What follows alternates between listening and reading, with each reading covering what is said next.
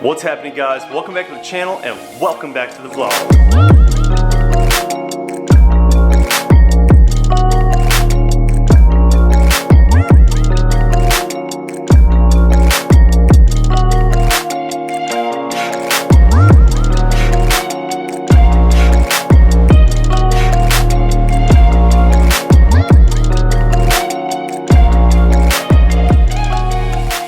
Today we are heading to Detail Garage Charlotte. They are putting on a massive car show this morning. Should be pretty cool. A lot of cars coming out. They said 400 plus cars. Should be insane. So I figured I would just bring you guys along for the ride. So let's head out to the car, get things started, and you know what we got to do beforehand? Coffee.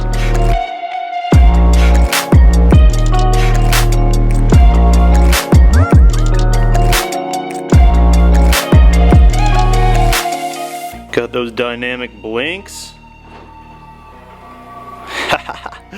I really like them. They're growing on me. They're growing on me.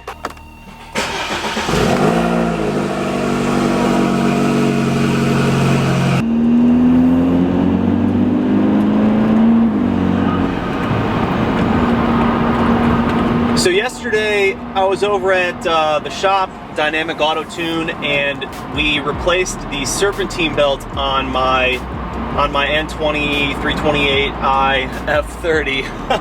I got a few comments from you guys that you want me to be more specific about which car I drive, so I will do the best I can to, you know, repeat myself in every video that I drive a 328i. But yes, we replaced the serpentine belt, and I had a few people ask me when you should do that and about how much it costs.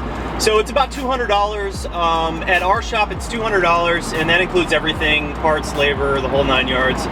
And you should do that about 65,000 miles. You should be paying attention to your serpentine belt. It's kind of easy to tell because there will be some fraying along the edges of the actual belt, and that's kind of how you know that it's about time to change that belt out.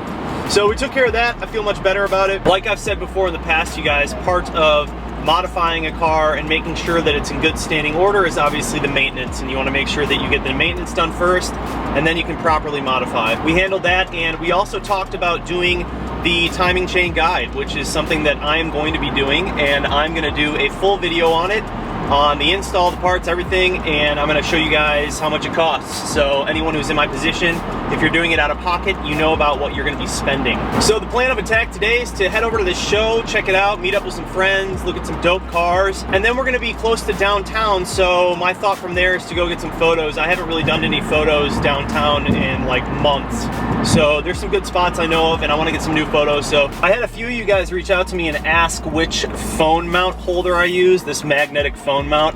I'm going to put a link down in the description for you guys. I used to have it in there, and then I accidentally took it out. So I'll throw that back down in the description for you guys so you can easily order it. I think it was like $8 or something, 8 or 10 bucks, and it came with 2 different mounts. So it's pretty cool. I love it. I use it all the time. It's super convenient, and you can put it on whichever vent you want. I found that this one is like the most accessible. Sometimes I have it over here in the corner, depends on what I'm doing, but it's just nice to be hands-free and have the phone mounted up right here in front of you.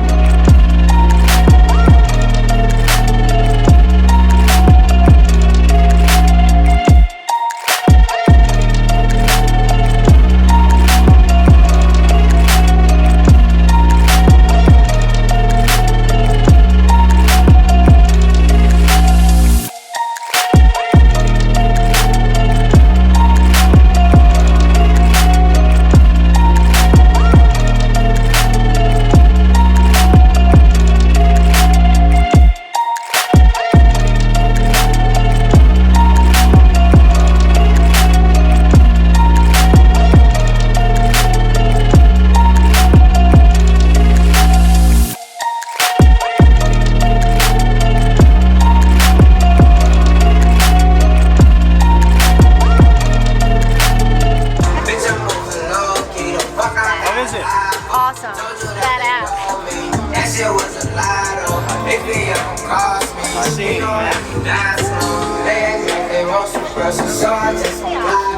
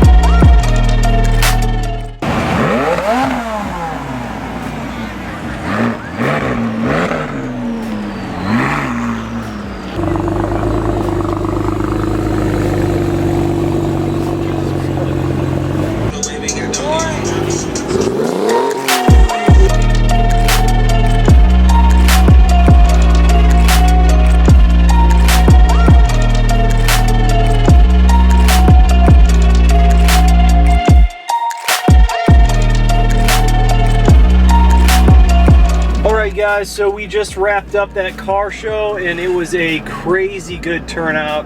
Super fun, a lot of familiar faces, even a few subscribers, and they showed me everything that they've done to their car since they started watching my channel. Part of me felt guilty and part of me was proud.